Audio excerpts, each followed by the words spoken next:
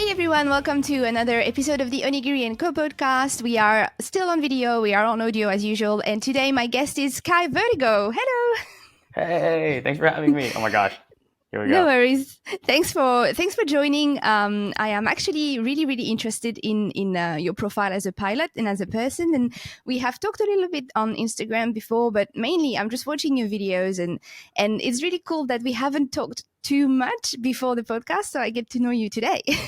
Yeah, exactly. I'm excited for it too. I know we've been following each other for a while, and then Yeah. I've been seeing you upload content where you're just talking about FPV. So I just want to give you flowers, first of all, for doing something so consistently. I've noticed it's almost been 3 years now since you've been doing this. Is that accurate? Yeah, Yeah. you've noticed, right? Yes. Yeah, it's I know how much work it can be to keep something consistently, and it seems like you enjoy it. So I'm really happy for you, and I also want to say thank you for doing it. No, thank you a lot. Yeah, I do enjoy the podcast a lot. It's my new era of contributing to FPV. I used to fly and share my flying, and because life has changed, I still fly, but I feel like what I'm bringing to the hobby with my flying, where I fly, is just car parks and backyards, and so I'm thinking the podcast, at least for the community, is slightly more interesting than my flying at the moment. So that's why I changed. But yeah, speaking of content creation, maybe you want to introduce yourself to the audience? Sure, I will. So, hi guys, my name is Kai. I have been flying for a little bit over 3 years now. So, honestly, relatively to the people that I feel like you have on the show, I'm still a baby and I still have a lot to learn. But thankfully, because of the generosity of people around me who were kind enough in the community to share their knowledge about FPV, coming from a background in video, which I know a handful of pilots have had that blessing and advantage of doing, I was able to take the information and the resources that I was able to learn from the friends and people around me and even online and off and apply that to FPV and combine that with my video experience to thankfully be able to make some sort of a living as a content creator, as a videographer, as someone who works in production and in the industry in San Diego and Los Angeles. And yeah, I'm still learning every single day. I still make mistakes every single day, but I'm also very grateful for being able to do this, to be on this journey. And this is really exciting to be on this show because I don't think I've ever had an opportunity to talk with another pilot on the air like this. So thank you again for having me. Ah, that's awesome. So, yeah, I'm interested in your background in general. Like, what were you doing before getting into FPV? Yes. Okay. So it's definitely been a topsy turvy type of road, I would say. I noticed, Oni, I did a little bit of listening to the prior episodes, and I did listen to one where you shared a little bit about your background and how you started very young with martial arts, right? So I Yeah. had a very similar background, actually. I'm also an only child, and I got enrolled into Taekwondo, which is like the Korean Mm. martial art, when I was about 6. And I did that for almost 11 years, and it helped a lot. I gained a lot of discipline and being able to have a level of athleticism from that. But there was Mm. a point I think I really liked about martial arts, which was definitely the leveling up and the feeling of progression from, gaining new belts. And then I really enjoyed sparring and being able to exchange with other people and the social aspect of it. And so when I got into high school and I got transferred to a new high school, I didn't know anybody there. And I remember in middle school, this is around 2008, 2007, when dancing was getting really popular. It was like the really cool thing to do for kids. Hmm. I think here in the US, we had like America's Best Dance Crew. There's like Jabberwockies and all these different things that was happening. And I remember all the cool kids were dancers. And I really wanted to be a cool kid, right? As every single young middle schooler wants to be. But I wasn't really that cool. I just really like comics, anime, and all that stuff. This wasn't cool yet. And so I like to say I was. And when I got to this high school, I didn't really have a group of people to talk with except for one person. And he was like, "Hey, I remember you like breakdancing, right?" And I was like, Mm. yeah. And he's like, yeah, I got the perfect person to introduce you to. He takes me up to this guy, and his name is Austin, and he is the president of the B-boy breakdance club in our high school. And Mhm. he's like very big and like buff. And then I'm like looking at him, and he's looking down at me, and he's like, "You break?" And I was like, "Yeah." And then he's like, "Okay, like welcome to the club." And I was like, "All right, cool." And so, he was thankfully very welcoming to me. And to this Mhm. day, Austin and I are still really good friends. And if it wasn't for breaking, I would not be the person I am today. So that's a little Oh, bit of wow. a interesting little like maybe selling point that makes me a little bit more unique. And I think breaking was really the first thing that I was able to dedicate myself to next to martial arts that I really felt like I belonged and like I wanted to dedicate a big part of my life and passion to. And Mhm. I quickly realized as I was going to school and all these things, I didn't want to be a professional dancer. That's not really what I felt like I wanted. And my passion didn't lie so much in the dancing aspect of things, but more in the storytelling aspect, where Mhm. I think the reason I actually really enjoyed breaking so much is because it felt like I was living in an anime or something or comic book. Because you train, you Mm. train, you train, and then you show up to these battles where these crazy guys and girls who are doing these crazy moves. And obviously, when you're starting out, you suck, but you suck a little bit less every time, and you try new things, and you find these heroes that you look up to. And video allowed me to kind of capture these stories. So in high school, I picked up a Mm. camera. I learned how to use Windows Movie Maker, and I torrented Sony Vegas with the help of a friend. Learned how to Yeah. edit, and that was kind of where I started to get an idea where I wanted to do filmmaking or video, potentially for a career. If animation wasn't going to work out, because that's kind of the source thing, I was like, all right, maybe I can take what I love so far, which is dance, and I can film that. Mm. So that was kind of my entry into video. And then once I started to learn how to do video, I was able to start to film more stuff. I was able to join some teams that film breaking and dance. And as soon as I learned that, I think COVID hit. It was right around the time I finished school in uni. And Mm. we were locked in. I didn't really have much to do. And that was kind of around the time where it was right before lockdown that thankfully on Instagram I was able to start finding the people that eventually inspired me to learn FPV. I think I'm not sure what generation I would consider myself in. Maybe you can shine more light on it, but this was like 2019, and I remember seeing the drifting video that Johnny FPV posted on his Instagram, Mhm. and I was Yeah. just that was the very first time I ever seen FPV in my life. I had no idea that this tool and that this ability was possible before that. And I remember seeing that and being like, is this not a video game? Like, is this real? Is this possible? And Yeah. it just rocked my world. And I remember that was kind of what sent me down the spiral. And thanks to our friend Joshua Bardwell and all these other people, I was Yeah. able to be one of those kids who, and also thanks to DJI inventing the HD goggles and stuff like that, it was a lot more accessible. Mhm. Yeah, I was a part of this new generation that was able to learn. And over COVID, thankfully, I had just met a group of friends here in San Diego who were FPV pilots themselves. We might have some mutual friends because I ended up also getting a job at Newbie Drone over COVID too, helping them make content. I was literally just there right before coming here, and they told me to say hi to Yeah. you, by the way. Oh, nice. Yeah, and so thanks to all these people and resources, I was able to learn quicker. Combining that with filmmaking, I started posting my own content, and of course, I was just documenting the journey. And as time went on, I was able to eventually start getting hit up and asked to do more stuff. And yeah, I think that's what brings us to today. I'm still Mm. trying to make and do whatever I want to see hasn't been done, Mhm. and use FPV as a storytelling device. That's kind of my approach to it, at least as of now. Yeah. Yeah, okay, that makes sense. And everything you said, I've had questions to ask, but I just want to say before the questions that I discovered you through the Newbie Drone account on Instagram, Ah, and okay. I was like, oh, who's this person? Because I know most of them. At least there was a time I knew all of them, and I think people have a bit like left, and new people came, and I'm like, I don't know this person. So then I clicked on your account, and the first videos I've seen, I really like that you were storytelling, like you were telling a little story per reel, and I was like, oh, that's cool. Like I really like storytelling. That's why I'm also a videographer beside, FPV and stuff. Mm-hmm. I feel like, yeah, people like you or other storytelling creator, it's always inspiring to see the way they gonna show FPV and what they're gonna show with FPV. And yeah, when I discovered your account, I'm like, cool, I'm gonna follow this person. It's actually quite interesting. But yeah, I discovered you through New Drone as well. Ah, I see. It all makes sense now. Yeah. It's thanks to those guys who were here. Shout out to Newbie Yeah. Drone. Yeah. Yes, totally. So yeah, a couple of questions. When you started, so you said it was the start of or during the drift era. We see a little bit less drift at the moment, or maybe it has become common, so we pay less attention. Right. What type of equipment were at your disposition? Like when you were like, okay, I'm starting FPV.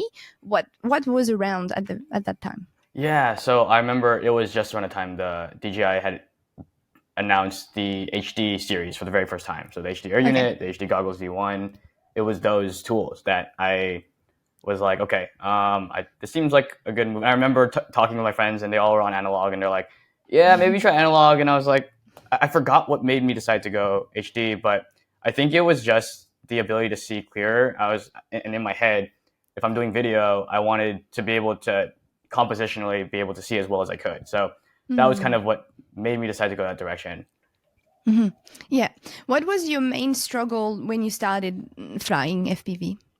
Yeah, for main struggle. Okay, well, I think everyone who has tried FPV before can relate to this, but it's definitely got a very high learning curve.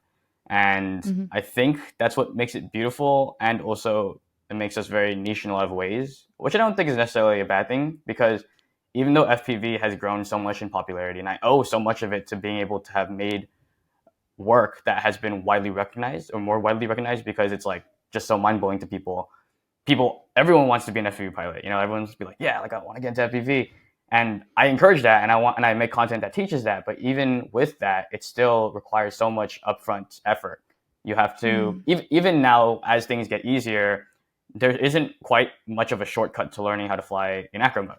You still have to learn how to ride a bike again, but this time the bike is 3 dimensional. It can go upside down, all these things. So Yeah. it's a little bit of a different story. And so I think it was the same for me. That was definitely it. But it was almost like a silver lining, because when lockdown happened for us, we didn't really have anything else to do, and all the parks were closed, or people were not supposed to be outside. But Mm. thankfully, there was a park by my house I could walk to, and Hmm. I could just go in there. No one would be there, and I could go there and crash and fly as much as I wanted, and go through like the playgrounds and obstacles until a cop would come and be like, "Hey, bro, you can't be here." And I was like, "All right," Oh and then no. I'd leave, and I'd go back. But he wouldn't be there every day, so I'd go at a different time every single day and be like, "Is he here?"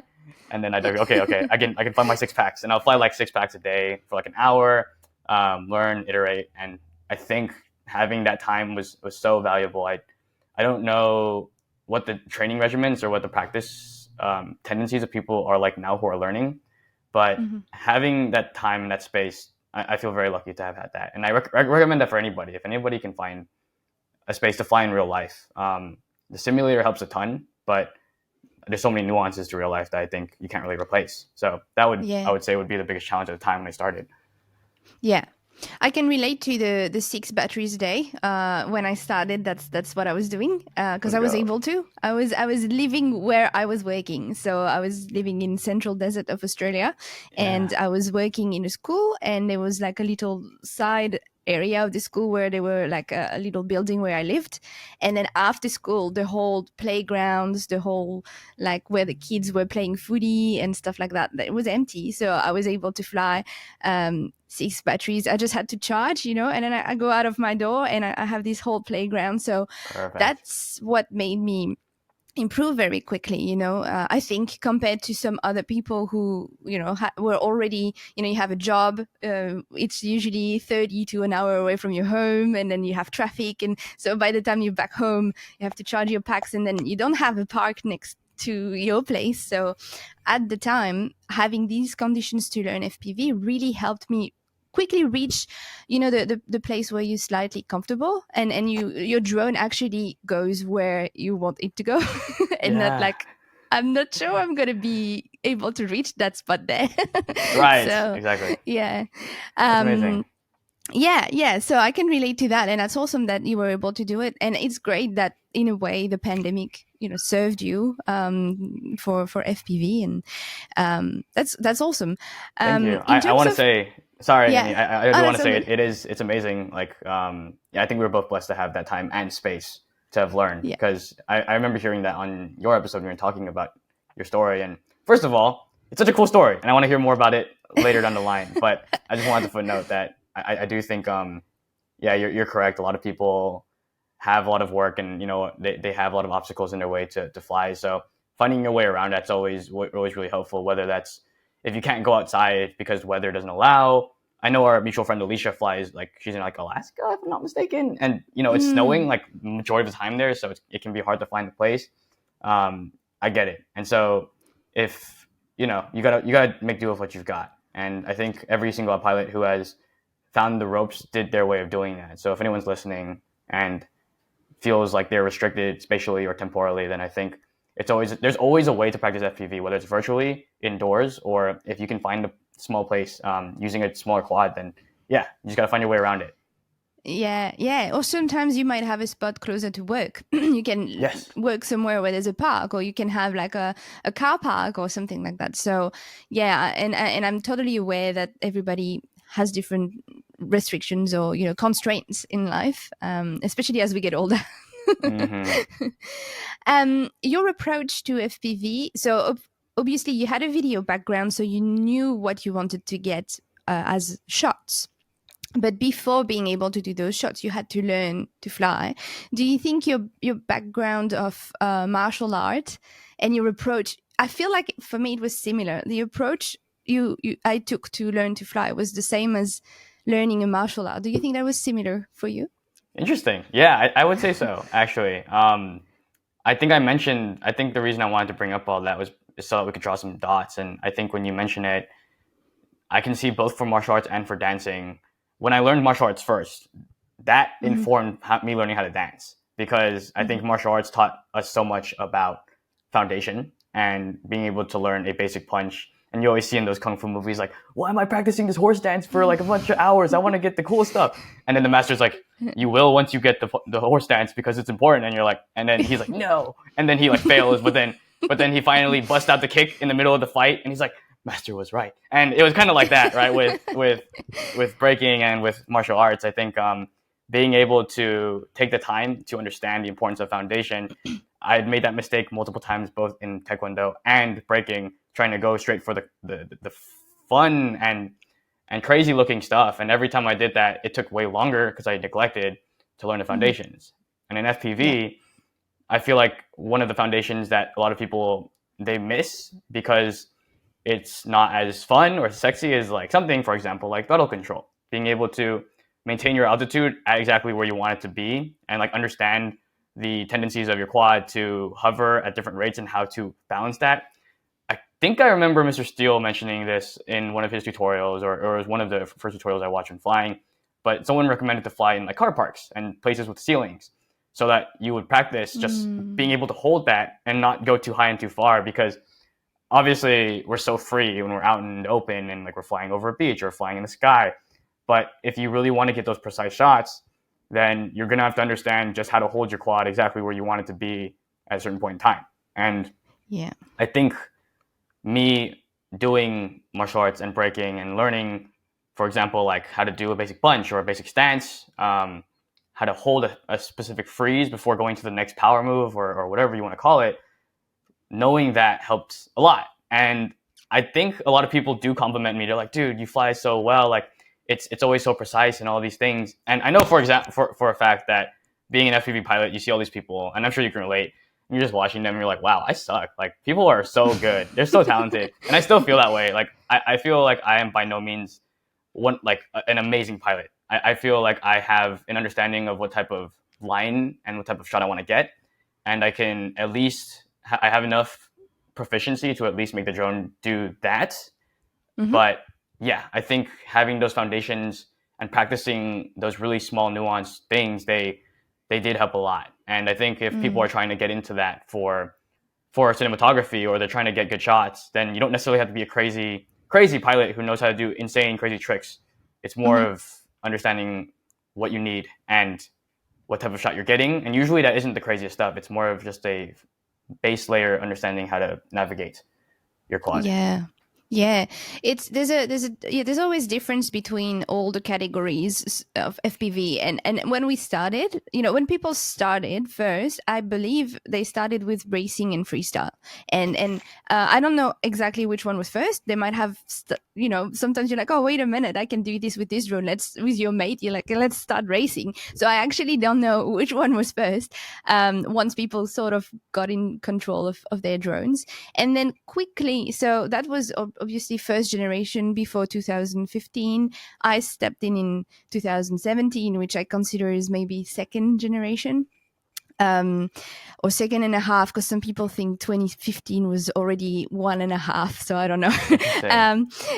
But shortly after that, especially 2018, cinematic, what everybody was saying, calling FPV cinematic, was peaking, and a lot of freestyle pilots were like, "Oh, it's boring. Why is this getting more views than all my flip flops?" In and I have to say, at the start, I was like, "Yeah, I understand why people do that, but I still prefer doing my flip flops around my trees." But I was not hating. I was just like, that's the third branch, And to me, it made sense that it was happening, because that's mainly also why I started the hobby. I'm like, cool, because always the storytelling kind of things. I'm like, I'm lucky at the moment that all I do is freestyle, but then I film what is around happening with my friends, happening with my travels, and then. But I understood that some people were like, well, I don't want to film around me. I want my flying to tell the story. So that made sense. All of this to say that from your perspective, you said what is important is a good shot, is getting a good shot. So in your own style, if you can describe what makes a good shot to you in general. Okay, good question. And I like how you undernoted that with your with your perspective, because I didn't know that actually. That I felt like when I went in, that was kind of in my eyes that FPV had just began its cinematic like journey, but in reality, it was already years in what's the word, In the development. making. Exactly. Yeah. And Yeah. I think this is, well, first off, I'm going to get back to your question, but I think this is important to just to process for people who are getting into new things, whether it's FPV or for us, whatever we decide to get into in the future. But I think whenever we see something and we're like, damn, like it's already too late. Sometimes I feel that. Even going into FPV, I was like, there's already so many amazing, talented pilots. Like I look at Vanover and I look at Johnny and what they're doing, and I'm like, it's over. Like they've taken all the spots, right? And I think it's always so easy for us to tell ourselves that, but I guess in a lot of people's perspectives, I was someone who was too late. And if I had decided to take that belief, then I don't think I would have made it this far. So I think, first of all, that's an important thing for me to process. Thanks for giving me the space to do that. And then to answer your question about the shots, yes. So I think that I learned also as well on my end from all FPV freestyle pilots. So their definition of good was very different from now what I would consider my definition of like my shot, right? And Yeah. I was learning through them, which I'm grateful for, because it taught me to go crazy. I think it taught me to be able to learn all these tricks and to push the limits, which I think is so important for building your confidence as a pilot. So I think that no matter what type of flying you think you want to do, it is super valuable to practice everything, because in the simulator, I'd practice racing. And then in real life, I started with freestyle. Like I was trying to get to learn everything, like from juicy flicks to split S's and all these things, like I tried to nail them all. And then when I came to cinematic flying, which I see like a lot of people from the freestyle world might consider more tame and like less skill based, I would say that they're not wrong. It's definitely warrant to that. But I think an analogy might help, because coming from the world of breaking, I know all these talented kids. There are these people who are they put in hours and they put in so much time and energy and body and mind, spirit, sweat and blood to becoming this incredible dancer and learning these moves and practicing their craft in a way that I feel like it's so layered that only people who really put in the time to learn themselves will understand just how much talent that takes. And but then when both, let's say, that master and someone who is doing like a TikTok dance, they share their work to the public eye, the TikTok dancer is like, boom, millions of likes. And then in the meantime, on the other side, like this crazy dancer may only get like less than 100 or something, in relation. It's like way smaller in terms of quantifiable metrics. And I get it. I'm like, damn, it's a shame that talented people don't proportionally always get the love that they deserve. And I think that kind of can go along with what's the word? With shot perception as well, with what I might consider a valuable shot versus another person. And I think what I've done is I feel like I've learned a lot in terms of social media and marketing and human attention. And I've kind of learned a way to tell a story that leverages that attention and grabs it. And even if I'm not doing the craziest movement, then I can still craft and structure the story in a way and add a human element to it that people will more widely understand. And that was a season of my life I think I learned a lot about, because even before I got into FPV, I was already starting to play with social media. I've always been doing that for a couple of years. I think ever since I got out of high school, I was always like, okay, I think this could be a good tool to uh, promote my business or to promote my videos, my filmmaking and my storytelling. So learning social media has been a big lesson as well, and learning how to create and craft content that people watch has always been big. So I think when it comes to making a shot that's valuable to me, it it's interesting because right now I'm in a phase where I'm currently redefining that, since I feel like I've been using a very similar approach, which is if you watch my videos, you'll see that I have my FPV shot at the top and I have my reaction shot at the bottom. And Yeah. I still don't see a lot of people doing that. I mean, you probably see more, but I remember watching, and you watch other streamers or people playing video games, and they have like their reaction cam and they have the gameplay cam. It's not a new idea. It's people have been doing it, but I was really wondering why people weren't really doing it for FPV as much. You would see a stick cam sometimes, but not as often a face. And so that was just one thing I used to experiment. And I think at the time I was like, okay, I think I understand what's going on here. People are missing the human element of this of FPV, because they're not seeing what it actually means emotionally to people. And the first video that I guess started to do extremely well was this hot air balloon video I did, and my girlfriend and my aunt were in the back, and they freaked out, and I was like, oh yeah, don't worry. Like, and I think it was just this whole storytelling arc where like, oh, what's gonna happen? What's gonna happen? He's flying towards a hot air balloon, and then they start screaming. It's like, no, no, don't worry. So like, there's this like level of drama to it, and Yeah. I think at that time, I feel like I cracked the code in a sense. I was like, okay, I I don't see anybody else really doing this, so let's keep experimenting with this, and I kind of created a template in that way.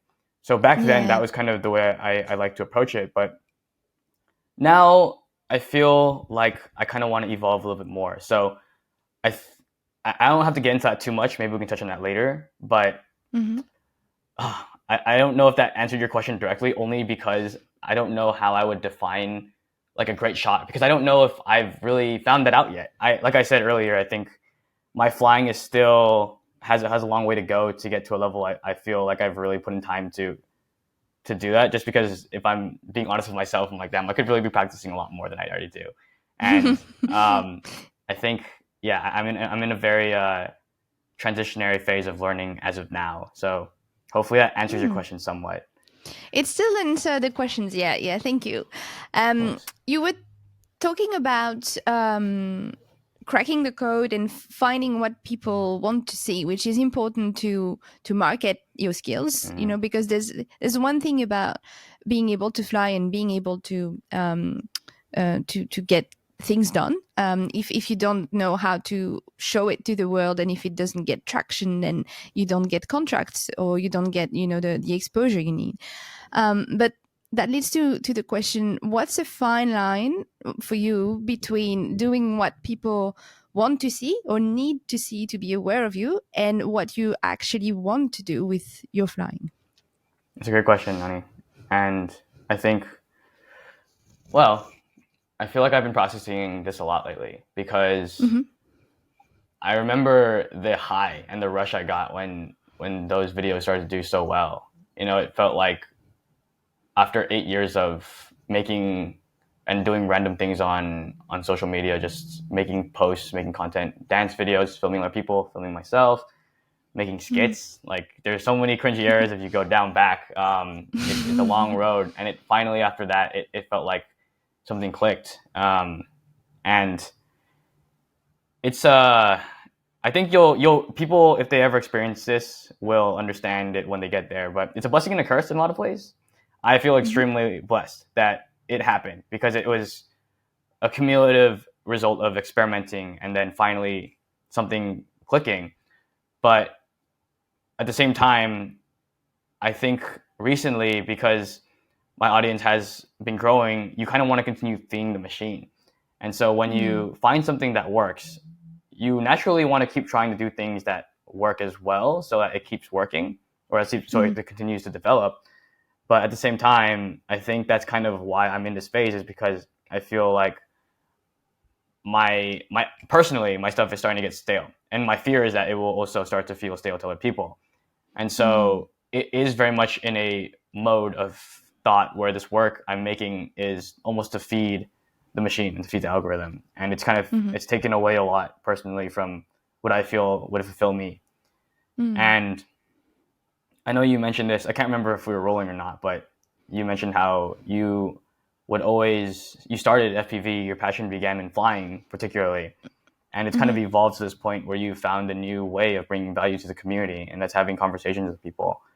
And I think personally, I've always really, really enjoyed this aspect of things. I think the first time I felt like I was kind of discovering myself as an adult was when I was in Shanghai, China in 2017. I studied abroad for a couple of years, and I had a friend who introduced me to the world of podcasts, and he introduced me to audiobooks. And before that, we had YouTube and things like that, and those are great too. But being able to just sit down and listen to two people talking on a topic and feel like you're in this room with people, it's given me so many perspectives, even to this day, that I never would have had the chance to really internalize and learn. And I really admire you for doing that. I admire people who are doing this kind of thing. And I think I'm in a similar journey right now, because as much as I appreciate, people who enjoy my content and they gain their own value from it,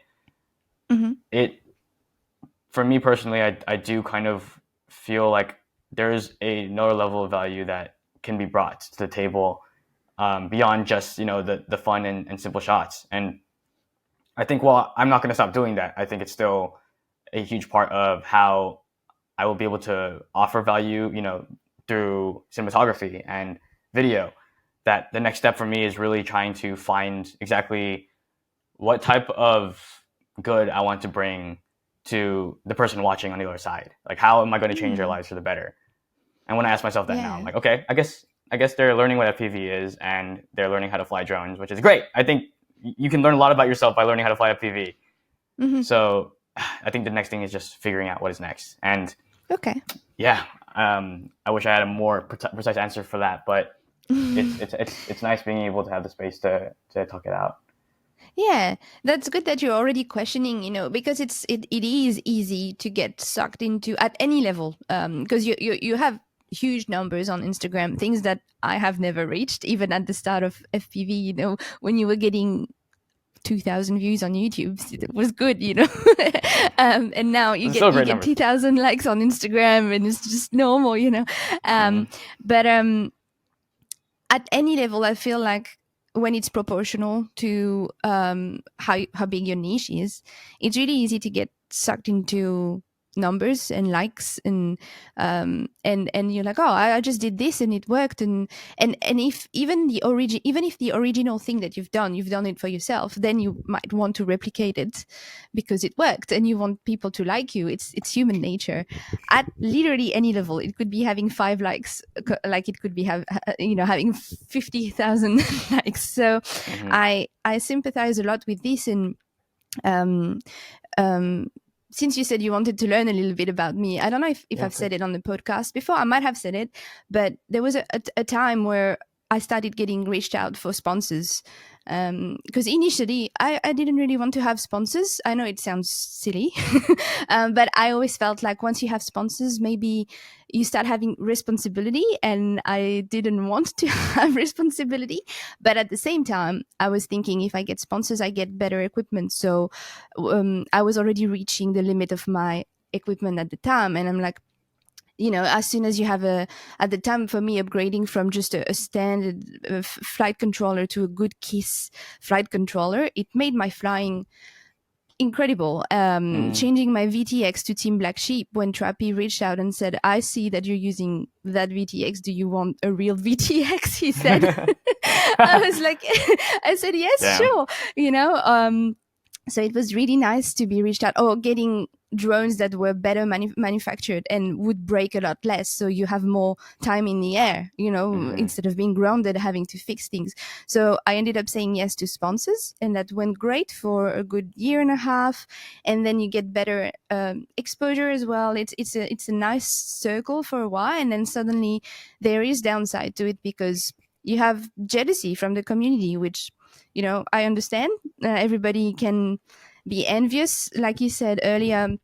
Some people might have thought, oh, I definitely fly better than this person, which totally true, probably. Like, I'm not saying I was a good pilot.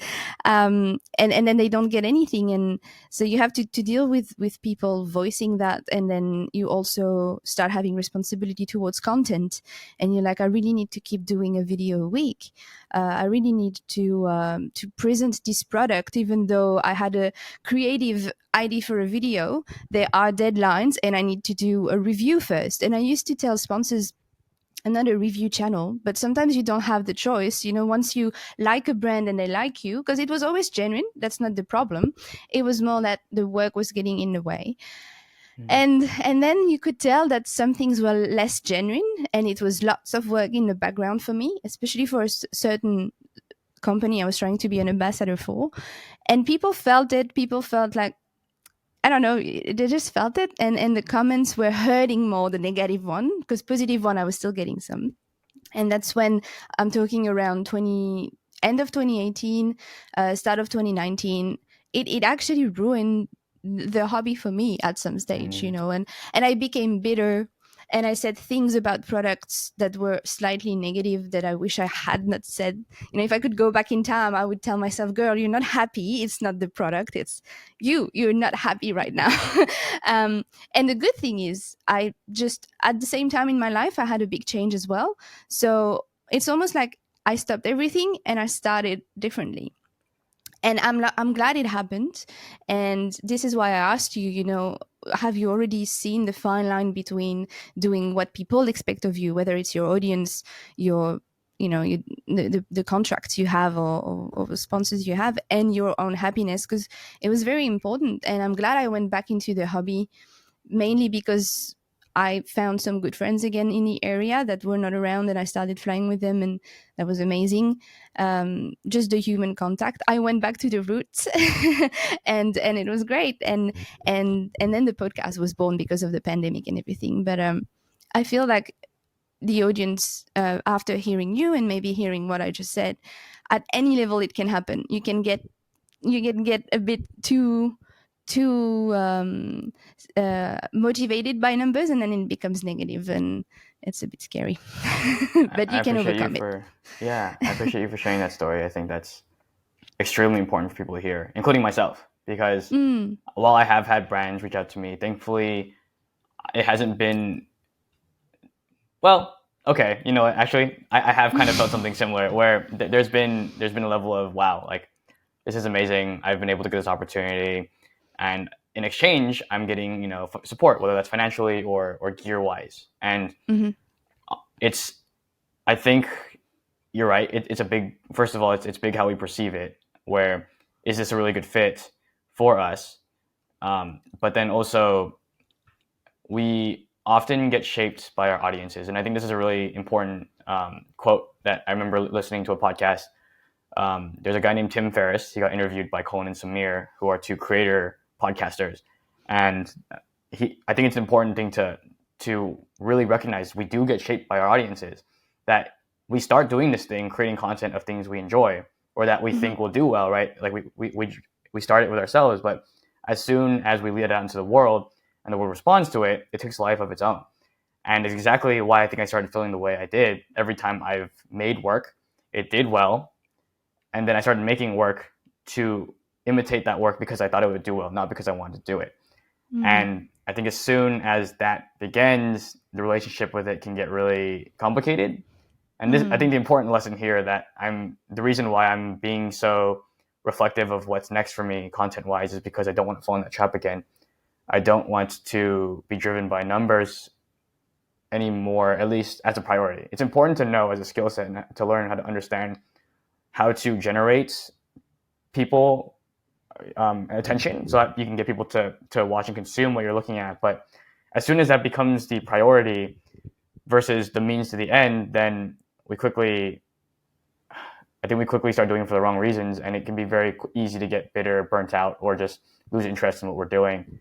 And this reminds me of something I was listening to a while back, but I know as you are a content creator, I'm sure you have a lot of you do in a sense have an entrepreneurial mindset. And I think a lot of us who are doing this and doing work we're passionate about, we want to do this as a living. We want to find a way to hopefully sustain ourselves in some way, shape, or form doing what we're doing, because we're putting so much time and effort and love into it. And I remember learning about this concept. Have you heard of the FIRE movement before, like financially independent, retire early? Okay, No. so this is a community, or like a mindset in the finance world, where it's the idea where you basically upfront invest and save and make as much money as you can, so that you can retire like by the time you're 40 or something like that, like super, like 20 years early or 30 years early. And I remember when I first heard that, everyone's like, that's amazing, like I want to retire when I'm 40.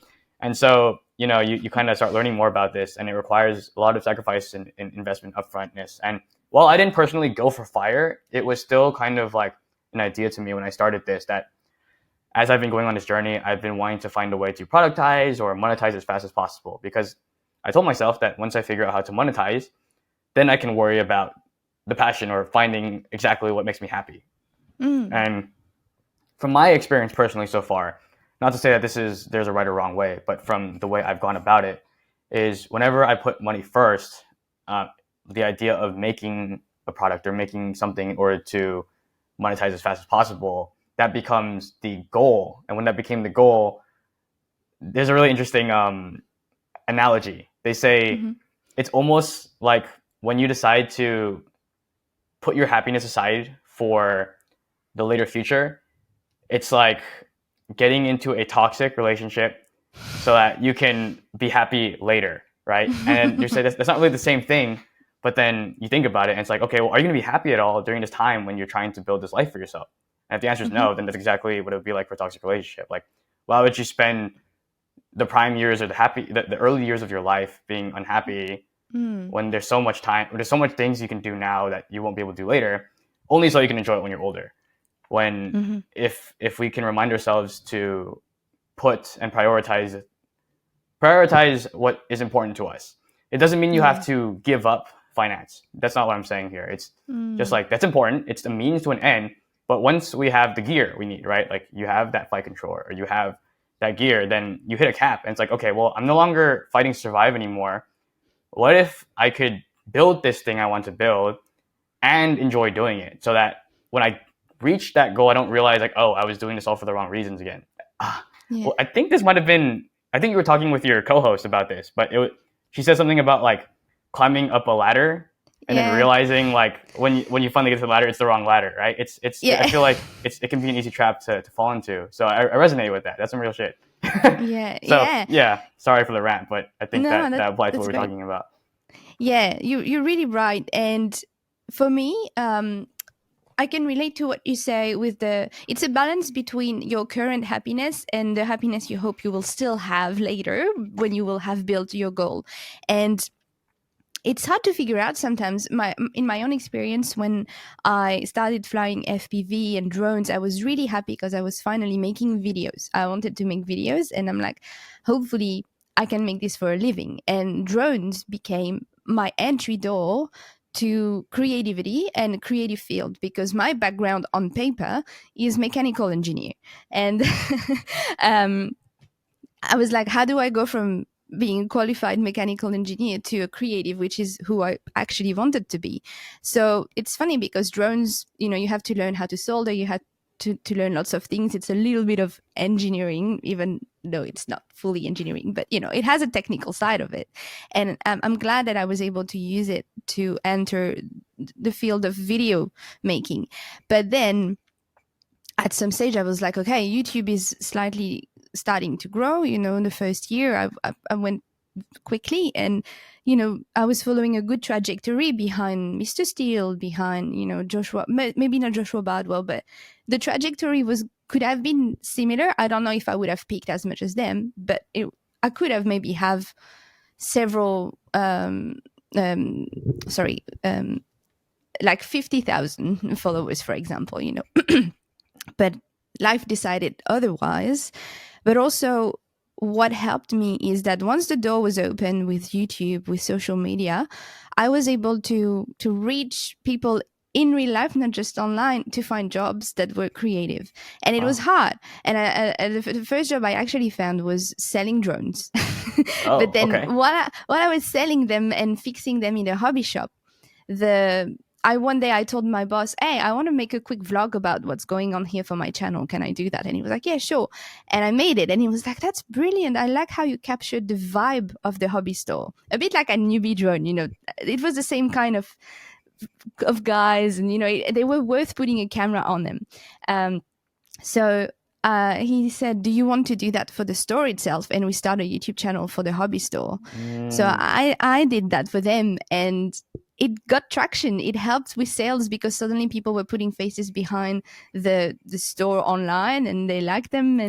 And so I am grateful that all the work I had put in my YouTube channel, first off, also helped someone else. And then as I had my portfolio, naturally my portfolio happened. And that's how I ended up being hired by a professional video and photography company, which I thought I could have never got. At the time when I applied for it, I just didn't care. I was like, yeah, whatever, I'm not gonna get it, but it's fun and I can do it. Like the requirements were taking photos of something, and I just had an idea, and I'm like, I have the idea, I have time, let's do it. And Let's it go. worked. So it's so funny how works, how life works. But Yeah. all of this just to say that for me at the moment, when it comes back to FPV content, I am grateful that I can do whatever I want, and I don't care about numbers, and I definitely don't get the same numbers I used to get. But that's because now I'm doing something I really love every day with work. So with FPV, if I want to put a chair in the middle of a tennis court and ask my friend, "Hey, should we film us trying to go through the leg of the chair?" I really don't care if it's going to be 2 people watching or 2,000. I'm just like, but that's because on the side, I found really something that really fulfills me every day.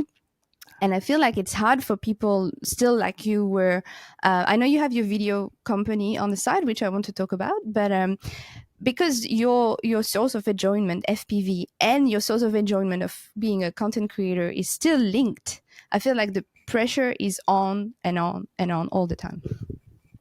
You hit on the nail for sure. That's a very good way of putting it.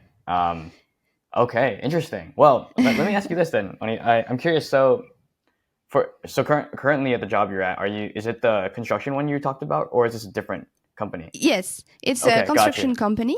So I do video and photography and drone work and FPV work with that company. So yeah, I do. I go every day to work, and the good thing is we do exactly what I was hoping we would do. We tell stories in a way, Wow. and we're going more and more towards that path as well, because the team I work with, there's like some very good people. There's people with experience in cinema, so they love storytelling as well. I have one of my colleagues, I had him on the podcast I think 3 times already. um, Oh. he's very a big inspiration for me. He has a short movie.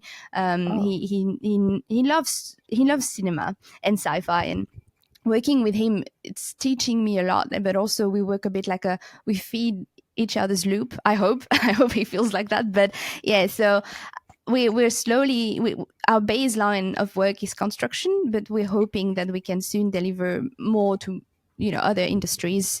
Even our current clients in construction use us for different projects that we don't have to film construction. We're filming more them and their company, and so I can't say too much about it, but it doesn't always have to Perfect. be filming a big crane. Sometimes we also start telling stories about people, which is what I love. And That's perfect. yeah, that's great. So that's why What's I his wanted name? to oh, sorry. Sorry. What's his name? Your friend, just so I can look it up later. I want to Raymond. see. Raymond. All right. I'll be Yeah. listening to those. Awesome. I think you will like it. He's a very inspiring person. So my question is, what about your video company? Do you think that could be something that you can balance your content creation profile with, and maybe find fulfillment in both, but in different ways? Yeah, that's a good question. And I think I've kind of, you're right. It's a very interesting relationship to navigate. And just to ask, Oni, are you part Japanese? No. Okay. Are you part But Asian? No, but Oh, really? I've been asked a lot. Yeah. So when it was time to choose my handle, I had onigiri as a handle for a very long time. Because when I used to write blog, because when I was in high Oh, school, let's go. blogs were like the cool thing to do, Yeah. and I didn't know, I didn't want to sign it with my name. And at the time, I was my boyfriend was Asian, and I was like, I don't know, my friend used to call me onigiri, but in French, because I Okay. was with this guy, which, to be honest, I feel like now it's slightly racist, but he was okay with it.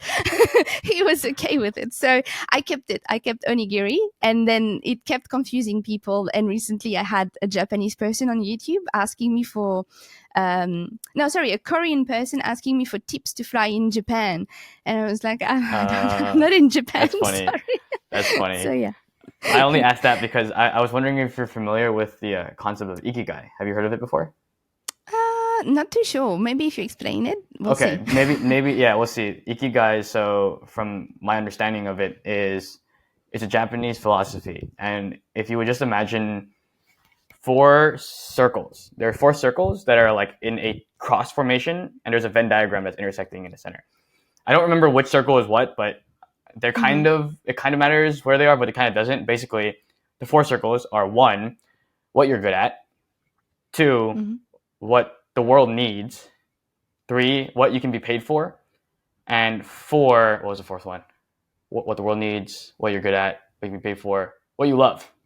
So there's these four things, right? And I feel like these are the most important things in terms of finding your purpose. And I'm always kind of putting myself in that circle, like, where exactly am I now? And it changes so often, because I remember when I first started, it was like, I love breakdance, and I'm like, can I get paid for this? Like, no, not really. So I was like super in this thing, and then I found like video, and it's like, okay, can I get paid for this? Yeah. And like, how much does the world need it? I mean, it depends on what you're shooting. So I'm like, good question. So then started going around, and then FPV, like it's always moving, and so I think this is always a great compass for evaluating where I am. And I think when you asked that question about the video production and the content creation, that is kind of one of the things I play with in terms of how can I find this thing. And it's cool how you've been able to structure your life where you've found an outlet that you both enjoy, you are good at, right? You can be paid for it, and the world needs it because they're hiring you for it. So it's like, that's pretty good. And then on top of that, you're doing FPV. So there's like no pressure in terms of like what you do in this world, right? And I think because of the nature of what I do, everything is so intertwined. And so everything is always kind of moving. And so I'm still figuring that out, but thankfully not all of the pressure is on FPV to make a living. In fact, it's like it fluctuates, like how much I make off of FPV per month, because it's all freelance and job based. So sometimes I get like some really great jobs in FPV that will like cover multiple months of what I would hope to make. And then other months I'd get nothing, like no FPV jobs. And in between, I still have a lot of work that thankfully helps sustain me. And it usually ends up being like filming dance stuff, or filming a music video, or helping on a commercial, whether it's drone or not drone. And thankfully, I enjoy it. So ikigai wise, if I look at it, like what I love is still always kind of there and present, which is why I think it's important not to burn that side of me out. But I think right now, that's why business and learning about business is so important for me, because I've been on this path of trying to create a sustainable lifestyle for myself. And I still have yet to step into like a full-time salary job yet. Yeah. That's something that I am not closed off to doing, but I think just because I haven't been extremely active in finding it, this is kind of the path I found for myself. And thankfully it's worked out so far. I know my dad is definitely concerned about it and being like, oh, get a real job. And I'm like, I will, like, if they want me, but no, but yeah, so it's just, it's a mix of that. But as of now, I've really enjoyed going the freelance and entrepreneur route, just because it's kind of forced me to learn so many skills. And I think if I didn't, I wouldn't have been able to build the audience I have so far. And right now I'm in the point where, like I said, I'm trying not to make money the priority, because if I do that too much, then that puts everything else, like the passion, at jeopardy. And I think that's important to realize as well. So I'm in a season where it's funny, because you mentioned blogging was cool back then. I wouldn't say everyone is blogging anymore, but I started a newsletter a couple months ago. like Ah. me, and that's not something I ever really saw myself doing. But I realized through all this video stuff, my writing, I never considered myself a writer because I've always been so intimidated by it. I would always be like, I don't need to write. I have a camera. Why do I need to write? And then the more I learned and like the more I got down, like damn, like if you don't know how to write, you don't know how to plan out your shots and what you need to do and articulate your thoughts and emotions, then you're gonna have a good time. You're gonna have a bad time. So that has actually been really nice, and I've honestly been enjoying that like the most of everything I've been doing, even though it's not really making me money. I've really, really enjoyed it. I feel myself getting better, and thankfully the feedback has been good. And ultimately, it is also kind of a business process because if you learn about marketing, then and you learn about funnels and like sales and all these things, then even amongst all this, even amongst TikTok and social media and Instagram and all this stuff, somehow email marketing is still the highest converting medium. So if there is a product or something that I decide to create that I feel passionate about and I'm not trying to make just to like money grab, then when I'm ready, I've already built this relationship with my audience that's deeper than just like an FPV video. And I can be like, hey, like if you want this, then feel free to grab it. And that's also, so it's kind of hitting all those points on the Ikigai circle right now. So yeah, I'm still figuring it out as I go. And it's been good. I know it's like not exactly where I want to be, but I hope this recording will serve as a good blueprint to show that you don't need to be like loaded to be happy. That's true. Yes. Yeah. Where can we access your newsletter? I'm curious now. Sure. Yeah. I can give you a link to put in the show notes, but it's also just vertigoh.vision/blog. Okay. Yeah. Vertigo, I know is not spelled with an H at the end. I did that because my last name is Go with an H, and I thought it'd be funny. And now it's biting me in the ass whenever I say it in words because the H is silent, and people are just like, ah. But anyway, it is what it is. It is what it is. Yeah. This is interesting because I can't say too much either, I think, but we are looking into marketing with our current business at the moment because we're growing, and not only marketing is important, but also like telling your current customers, clients, and contacts what you're doing, because sometimes they know you for something and you in the meantime have done some innovation and you have new technology available and you forget to tell them because they keep hiring you for the same thing and it's working, and but sometimes they might be interested in something else like FPV, for example. So we are definitely working on strategy to improve our marketing, and newsletter is very important. Blogging, finding ways to tell the client, yeah, this is where I'm at the moment. In case you're interested, this is what I'm doing. So I think it's a smart move, and you're doing the right thing because not everybody is on social media either, or not everybody is at the right time on social media because you are not in charge. It's not like my podcast. This is also why I like podcasts. There's no algorithm. If people go in their podcast apps, they have the notification, hey, this is what's new, and I don't depend on how many people listen to it.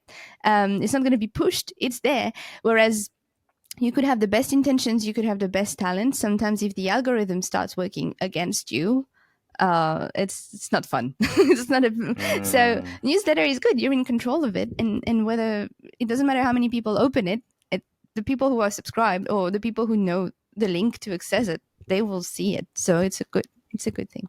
Yeah, that's a good way of putting it. It's beautiful, and it kind of takes off that pressure of having to perform for the algorithm too, which is why I think I've enjoyed it so much.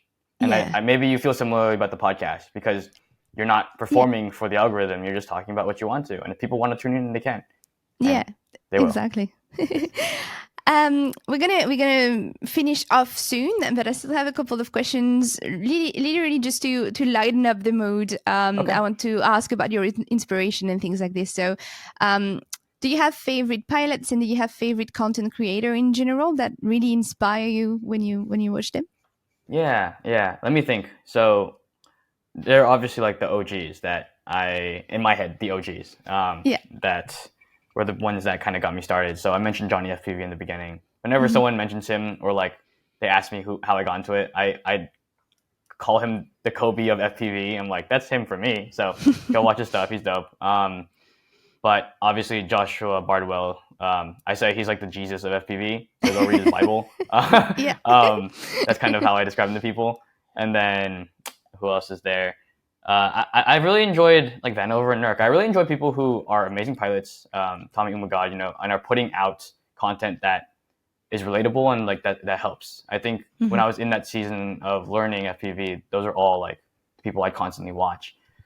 I think now, what have I been watching recently? Okay, so this is interesting. I think, well, Casey Neistat, of course, I have him to thank for showing us what is possible on YouTube, being able to create higher quality storytelling on YouTube. And that's why I've continued to pursue social media, because I feel like there is so much potential to tell great stories and to build a connection with people, even if it's on a free platform that anybody can watch. And yeah, I feel grateful to be part of this generation, and I'm continuing to move towards that. So I've definitely been in a season of learning over the last couple of years. I'm always in a season of learning, but I think I've always been so productivity focused. Like everything needs to be towards the goal of doing business. But more recently, I feel like I've been re-exploring the things that make the inner kid in me excited. And so I've been watching more content that isn't necessarily business centric, but I've been watching a lot more like Pokemon content and stuff like that, just stuff that makes me happy, like, and watching anime and stuff like that. And yeah, that would be kind of the stuff I've been watching more recently. So it's not always on. I feel like I have to reconnect back to that inner child if I really want to make stuff that is authentically myself. It is important because as a kid, we usually know what makes us tick, and it's natural to us. We gravitate towards what we love, and then sometimes life goes a bit different, and you pushed in another way, and it's awesome. Like you have to go back to what you like, and then you'll find inspiration even more because you'll be happy. So yeah. Sorry, real quick, before you answer before the next question, I have to ask. I just realized that in the corner of your desk, is that the series of unfortunate events? Yes. Hey, let's go! Yes, my mom got me that same box when I was a kid. I had the same one. I'm missing the Grim Grotto. It's missing, and it's bothering the shit out of me. So, but anyway, it's so good. I feel like that's perfect on the topic we were talking about. You gotta keep the things books. Yeah. So good.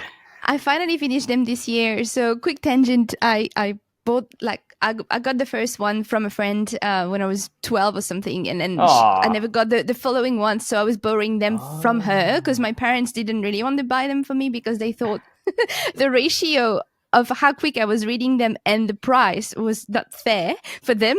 So they wanted to buy books that I was going to take 5 days to read, not like 1 day. Dang. So that's why they were like, no, you read them too quick, so we're not buying them, and your friend has them, so you borrow them from her. So I was borrowing them from my friend. And then we parted ways because that was in middle school. I went to another high school, and I couldn't have the books anymore. So I finally bought them last year, and I finished them this year, and I'm so happy. I was happy as a kid. Beautiful. Yes, that's beautiful. I love that. I feel like that's perfectly on just what we were just talking about. Yes, so and I bought them secondhand, and I bought them from a mom who had them for her daughter, and she said, "Oh, that's awesome. Who are you buying them for?" And I'm like, "For me," because she was thinking I had a child or something. I'm like, "No, it's for me." And she was like, "For you?" I'm like, "Yeah." Come on. Yeah. It's like, yeah, for you. Let's go. Yeah. So speaking of inner child, I'm glad you like this too. I feel like it's very inspiring. I love these books. It's really good. Highly recommend. 10 out of 10. Yes. My next question was, what do you have some favorite moments or memories as a FPV pilot or content creator that, like, when you think of them, you're like, oh yeah, that's why I do this. Yeah. There was one that, or actually, I feel like I've started to realize just what makes me the happiest when I make work. And it's really not just about the work and the shoots, because when I'm doing shoots that are really awesome, like, yes, they're awesome. And then I have like really cool work to share for it. But if I'm really being honest with myself and I look back at that memory, if I go back and watch the video, I'm like, that was sick. That was a cool day. But if it wasn't like, if it was around people I was being for the first time and that was kind of like a touch and go relationship, then it doesn't really leave that much of an imprint in my head. It's more of those times when I'm with a friend, I'm with someone that I really feel connected with, that someone that I feel like I was able to go on a journey with, in a sense. And one particular example I remember, or two, I'll go with one. There was a shoot I did because this was awesome. It's probably like one of the apexes of my job so far. It's not like I'm rolling in these jobs, but I got very lucky, and a friend recommended me as a pilot for a music festival that Netflix was throwing for one of their shows. Mm-hmm. And I was like, oh heck yeah! So we had to do a lot of permitting to get like the proper drone because it was like in a red area, and then we're flying over people, so like made sure we had all the right things, sub for 249G and everything like that. But the thing that I think really made stick in my head was a couple of things. First off, I was with my friend Caesar, who is one of the kids who taught me how to fly drones. Like a lot of the people who taught me how to fly FPV are like 4 or 5 or 6 years younger than me. It's really funny. They're like little Peter Parkers running around, and then they know how to build these drones for some reason. Yeah. But obviously they're kids, so they're still learning. So while he would teach me drone stuff, I teach him production stuff, and so I'll bring him onto my jobs often as a visual observer. And I remember it was definitely a challenging job because there were so many things they wanted us to get, but the last shot we got was during Khalid's performance, and I love Khalid, great music. And so during the flight, I was like having a crazy good time, but it was after the flight I remember just taking off the goggles and like taking a big deep breath out, like we're done, and just like watching like the rest of his set, like the two of us just together, just enjoying it.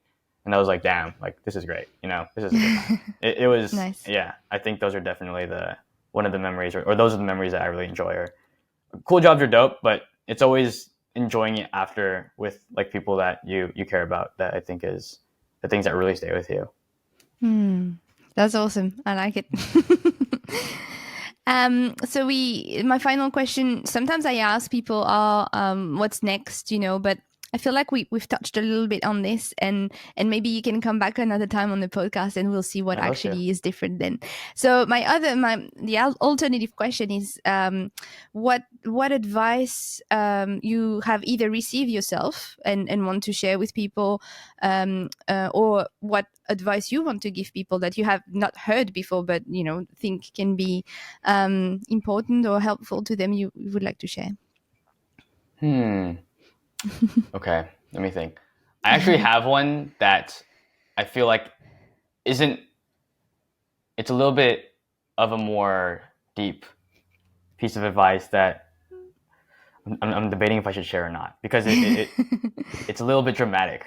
I like dramatic. If it's the first thing that came to your mind, I think it's a good sign that it needs to be shared. We're doing it. Okay, so there's a couple different points to this story, but I remember the story I just told you actually, and a couple other shots that a lot of my flights, they involve flying over people, and the laws and the rules around that are very gray, because technically when you fly a sub 249G drone in the US at least, that is eligible through, I believe, category 1 or 2 to do that, to do sustained flight over people, and if it's protected. I remember having a conversation with another pilot from another country, a very esteemed pilot that may be a mutual friend of ours. He left a comment on one of my posts, and he was someone I really, really looked up to. I still look up to him a lot, but I remember this comment was very critical, and he had a lot of warrant saying it. He called me like very irresponsible, and he was like kind of calling me out and a lot of other people for doing what we did. I responded to him both in the comment as respectfully as I could and through DMs. I took it to a personal chat, and I was telling him, hey, like, I want you to know that there was no ill will in this flight, and that we did the due diligence the best we could in order to make sure this flight was as safe as possible. That wasn't enough for him, unfortunately, and I feel like he didn't really let up. I remember telling him, like, hey, like, I really want you to know, like, this is not something that I want you should think that we're doing this like irresponsibly, like we're doing our best. And he was like, no, I think it speaks, like, your actions speak louder than your words. And I don't know. I don't think he's wrong in that way. Like, I think a lot of FPV pilots, like myself included, we push the boundaries a little bit. And I think that can ruffle people the wrong way. And so, yeah, talking with him definitely changed the way I operate. And I think as my platform grows, I have to continue to be a little bit more responsible each time. And that's definitely important, I would say there's two pieces to the story. One is like, yes, definitely be important or be diligent in making sure what you're doing, like as a pilot, because especially if you're flying at events and things like this, that it's really amazing, but it's also, it can be a high risk tool. Like anything can happen. You can fail safe, and the drone can fall on someone. So I think do your best to do your research and make sure what you're doing is right. Him saying that to me, even though he's from a different country, does make me second guess if what I was doing was correct. And I'll leave it up to you. Whoever is listening to this, like, you have to kind of draw your line in terms of what is right and what is wrong. Obviously, the laws are laws, and sometimes laws conflict or may leave out certain details. And so, I think that piece of advice is more just like find your best answer that you can for yourself. And then the second thing is, I think when it comes to the opinions of others and the beliefs of others, because even though he was very strong on that stance, I talked with other people, and obviously each person has their own opinion. So I think that's important to do too, is taking criticism with a grain of salt.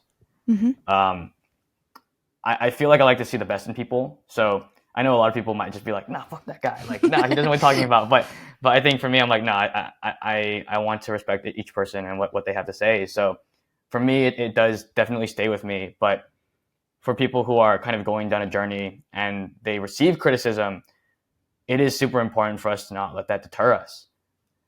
And I remember going to it myself. I still go out, and I think you have been through a fair share of that yourself also, and you mentioned it earlier with the whole criticism thing. But people are gonna have their opinions, and if we're people pleasers or for people who like care about our audiences and the people around us, then we're gonna take that to heart. But we can't allow that to stop us from doing what we love, and we have to take that into account and keep moving forward.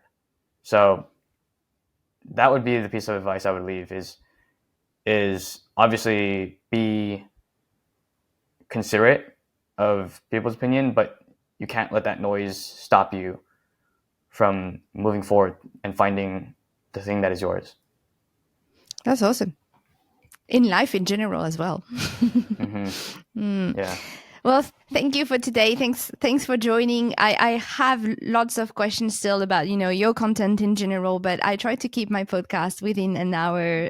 Smart. So that's the bad news. But the good news is you will definitely have to come back if you enjoyed it. I would love to. Yeah, if you'll have me, I would love to. This was a lot of fun. Thank you again, Ryan. Awesome. And no thanks worries. for doing all this. It was a really good time.